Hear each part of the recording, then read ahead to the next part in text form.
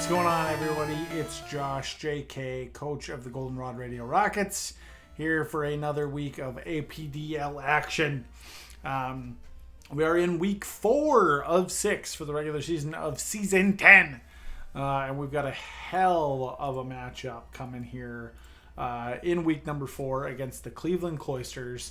I don't want to waste any time, so let's just get into the team builder and we'll go over what we're bringing against Apotheosis and the Cleveland Cloysters. So let's switch over to the team builder.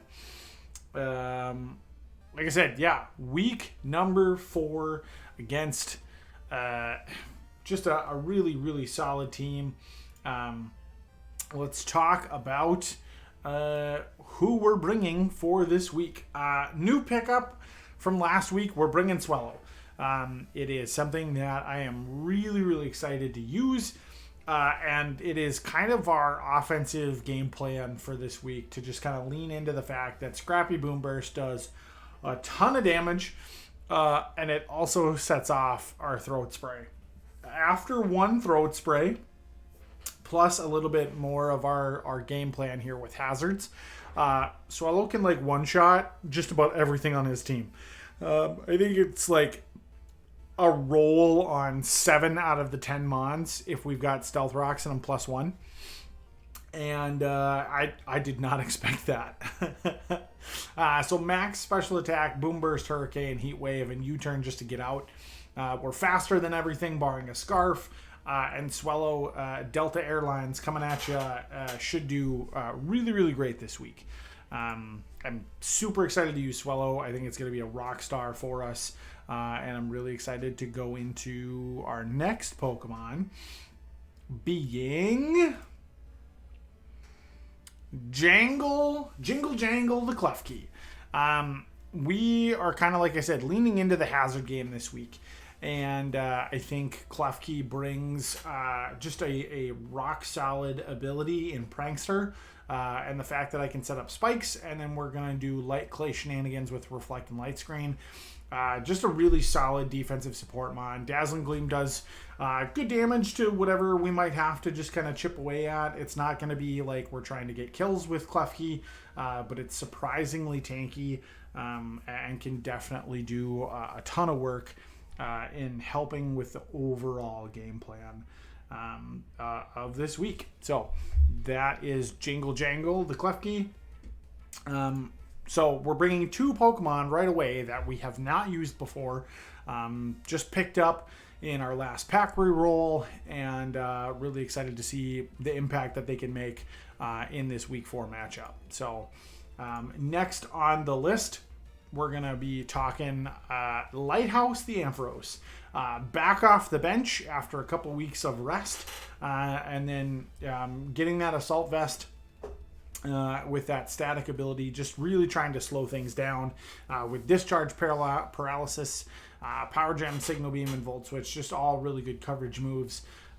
Making sure that we can hit everything that Apotheosis kind of throws at us. We don't want to get too surprised or too caught off guard on the special side. Max special defense, max HP. This thing is a huge wall and gives us just really, really good overall bulk on the special side. Next up in the team builder, we're going to go to Blitzen the Stantler. Little different set this week for Stantler. The last couple of weeks we've brought it with an Eviolite, and it's been a lot more of a defensive Pokemon. This week we are throwing that all out the window, and we're going full offense with it, with a Choice Band, Jolly Nature, maxing out the attack and the speed. Still has Intimidate just because it's its best ability, and it's just really nice to have that attack drop in my back pocket, along with Size Shield Bash to increase my defense. Gives me kind of like a pseudo bulky sweeper, running Earthquake, Throat Chop, and Sucker Punch, but really a Choice Banded Throat Chop is really what we're going to go for with a lot of this Pokemon's matchups. Dust Noir is kind of like the biggest wall we have to get around, and Throat Chop is a really good option to kind of chip away at it. And then Sucker Punch is there at the very end of the game if we need to kind of just take a really big swing and knock something out. So I'm really excited to use an offensive Stantler. It's been a great defensive option for me for a couple of weeks now, and I think switching it up, giving it a choice band is a great kind of mix up to keep Apotheosis on his toes and hopefully pick up some KOs. So going into the next Pokemon on our list, Nidoqueen back again. Kind of what we've come to expect from the Nidoqueen set.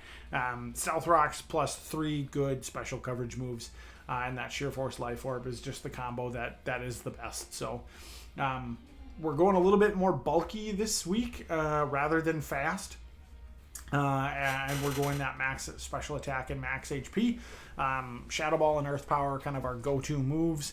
Flamethrower is there for good coverage. And then, like I said, if I can get rocks down, that is huge for Swallow to be able to clean up in the end. And that is, the main game plan, like I said, is leaning into chip away, chip away, chip away. If I can get 25%, 30% damage on everything, Swallow just kind of cleans up at the end. So we're playing towards that out. Rocks from Nidoqueen is going to be huge.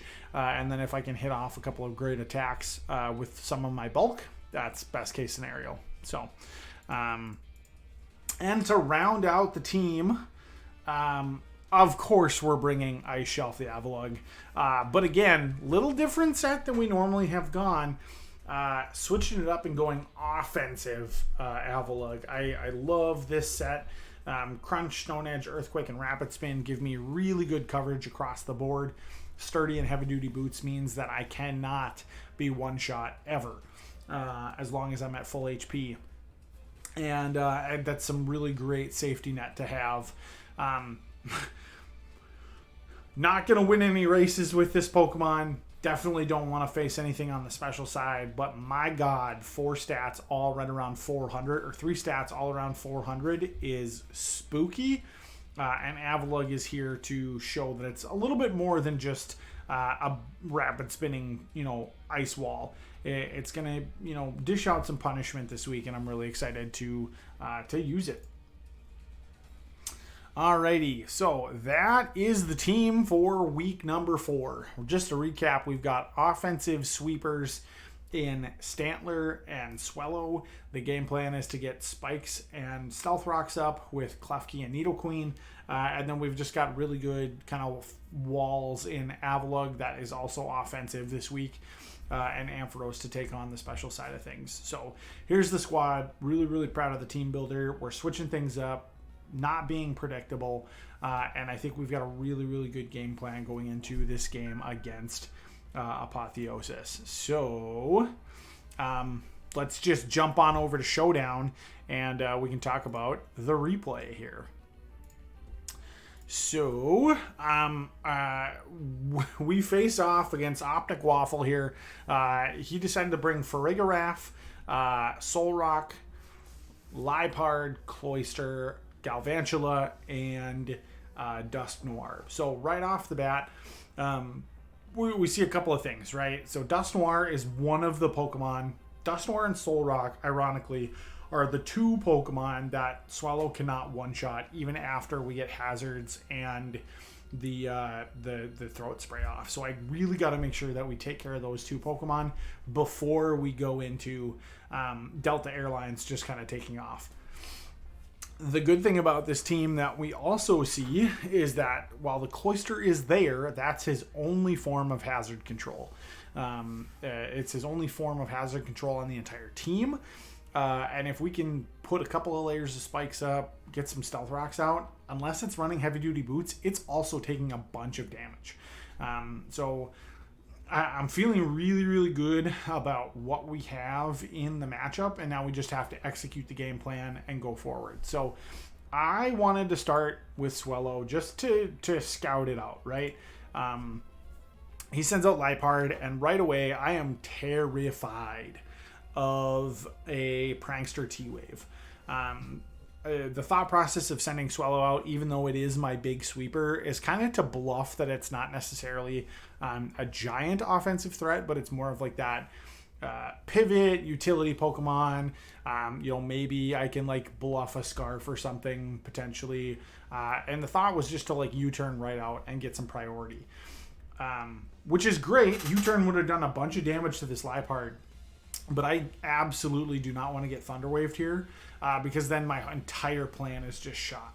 So we're going to swap out and go into Klefki right away, and the knockoff comes out. So I avoid getting Thunder Waved, which is great. But I do lose my Light Clay on turn 1, which is unfortunate. But it's not the end of the world. We don't take hardly any damage there. We do get taunted, unfortunately, so I can't actually get my spikes up. We've both got Prankster, so it just kind of goes off of who's faster. And Liepard is definitely faster than a Klefki. He decides to U-turn out as we go for a what would have been a super effective Dazzling Gleam on the Liepard. And Cloyster comes in and takes a ton of damage. This thing is so frail on the special side that my uninvested Klefki just like did a bunch of damage. So this is great, and I just kind of am free to click Dazzling Gleam again. I didn't want to let him set up for free, do Shell Smash or something like that. And we kind of lose nothing by going for just a really safe Dazzling Gleam. If I take a bunch of damage, it's fine, but with kind of the matchup of Steel versus Ice, I felt pretty comfortable staying in. We do catch the Dust Noir with a Dazzling Gleam, and it's got leftovers. My taunt's over, so now I'm free to set up my screens. We eat that Earthquake so well. And I'm just going to, take the time here to set up a layer of spikes and try and get a light screen up. And this is where the Farigiraf set comes in that I just think is so cool, and I would have never in a million years expected it. It goes for agility to set up some speed, which at first I'm like, oh yeah, it's fine. It's not a big deal at all. This thing is like fairly slow, or its speed stat is not incredible. And I've got light screen and reflect up, so like I'm good. However, I go out into my special wall thinking that I'm going to catch like a Psychic or something from this thing. And the Farigiraf's actually physical, and it's got Psychic Fangs to get rid of my screens. So that's awesome. Like I said, super cool set, and that means I immediately need to go into Stantler and get an Intimidate off. That kind of nullifies the me losing my screens right away, which does stink, but we do have a layer of spikes up, which is great for us. The Earthquake comes through and does 64% damage, and he is forced to kind of switch out as I go for Throat Chop and watch the damage on this Soul Rock. Offensive Stantler came to play. Super, super great turn of events for me. We got the +2 speed Farigiraf out, and we did a ton of damage to Soul Rock. And now I'm kind of thinking, well, shoot, I'm faster than this thing. I'm just going to go for Throat Chop again, and we do get the kill. So 11 turns in, we are good to go. We have a 6-5 lead, and Galvantula comes out. Now, there were kind of two things that I was thinking of in this scenario. Number one, Ampharos is a super solid, safe play. I don't take hardly any damage from a Volt Switch or from a Bug Buzz or something like that.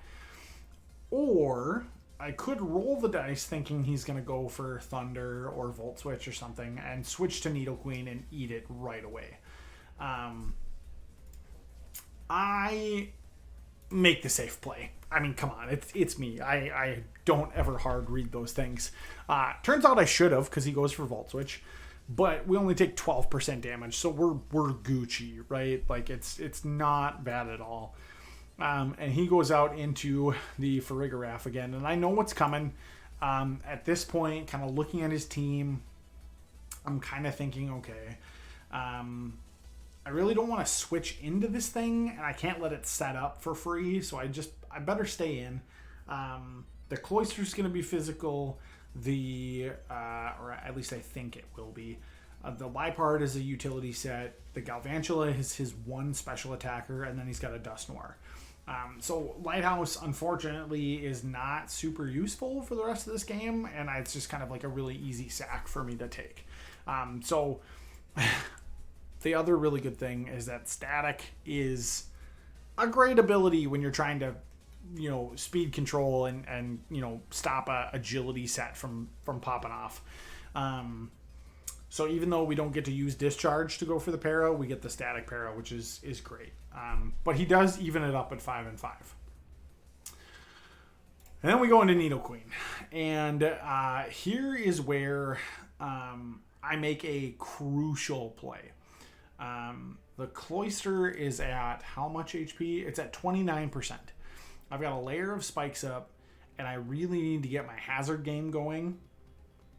The Farigiraf is going to be slower than me because it's paralyzed, but I don't think Earth Power or Flamethrower is going to do anything to this.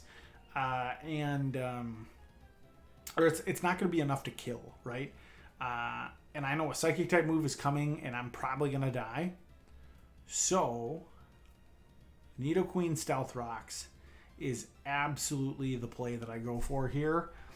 And I think it was the best move possible in that situation.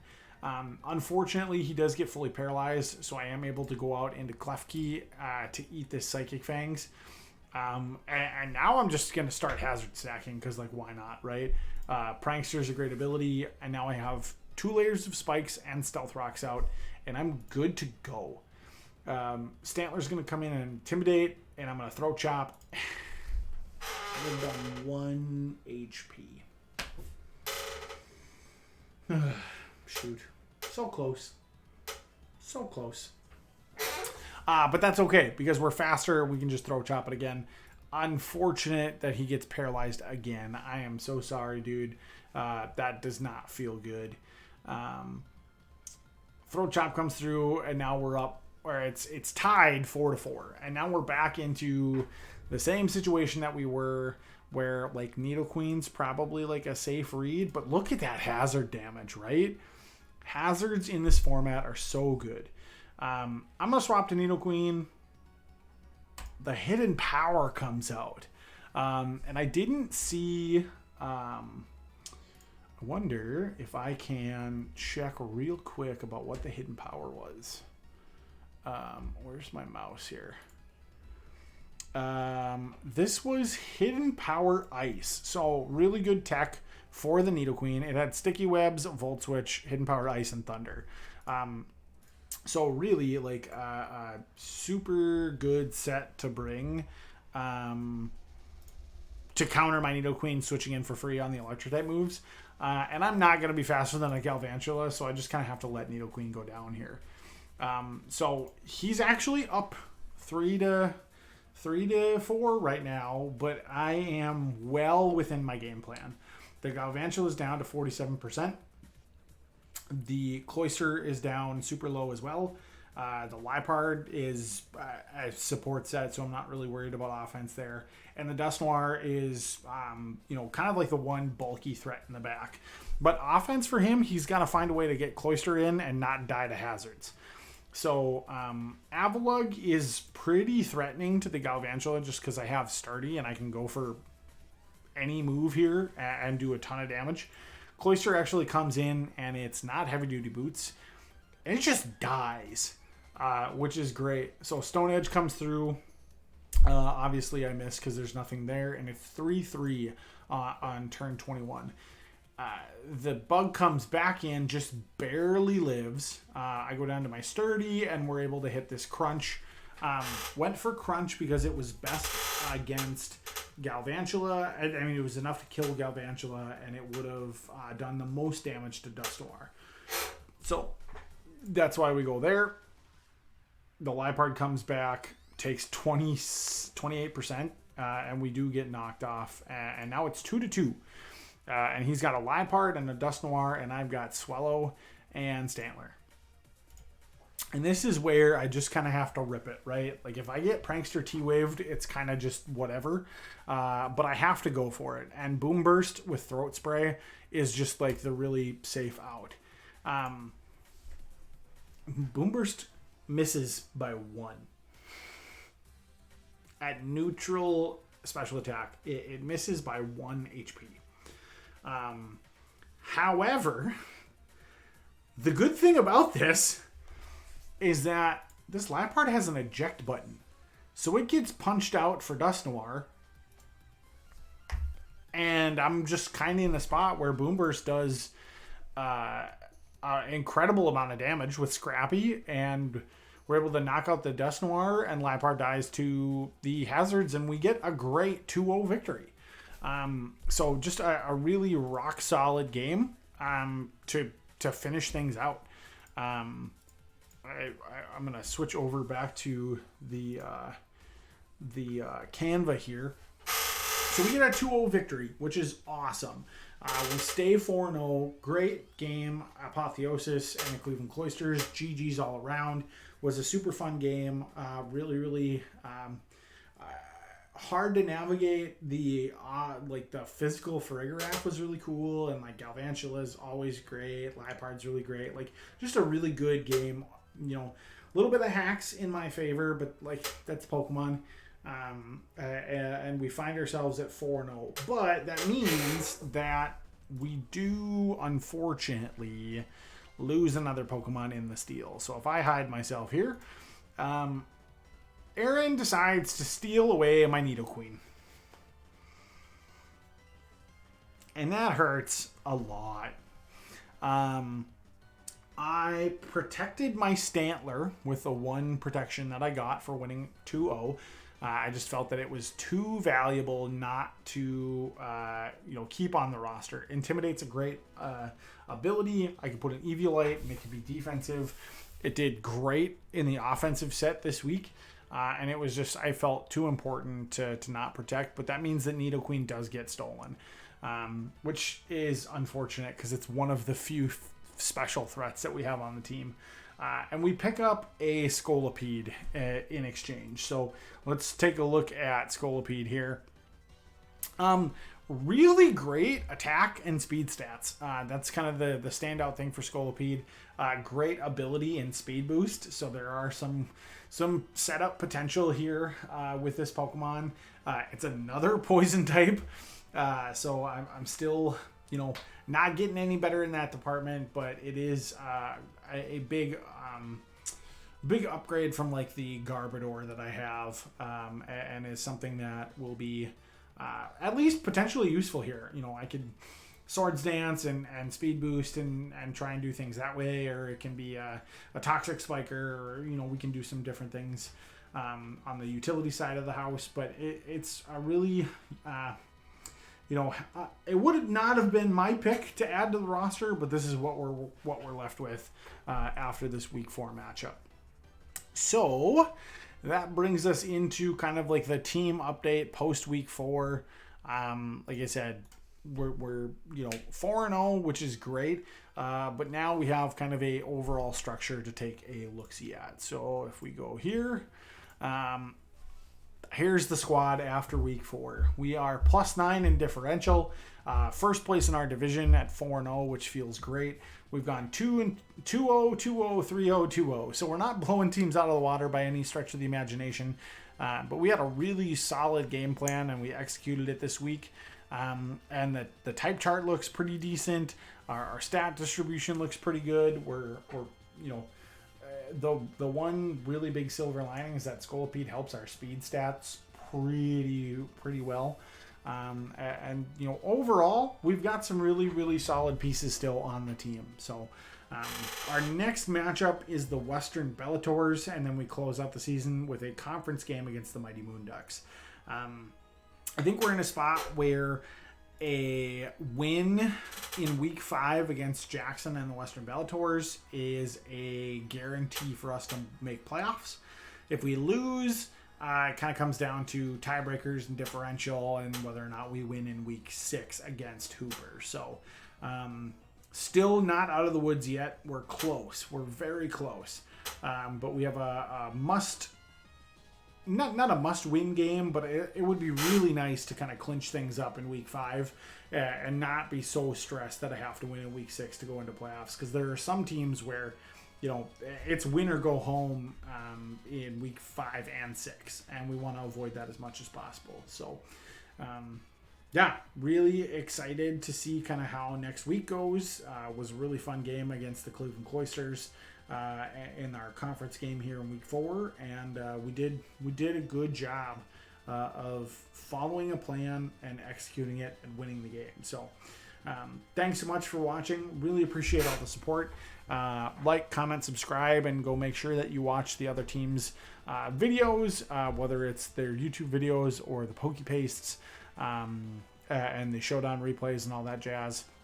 Stay up to date with all of the APDL action in the Discord, and we'll see you again in about a week for our 5th round in Season 10. Thanks so much, and we'll see you next time. Oh God. Oh no. Oh no. Oh no. Ah!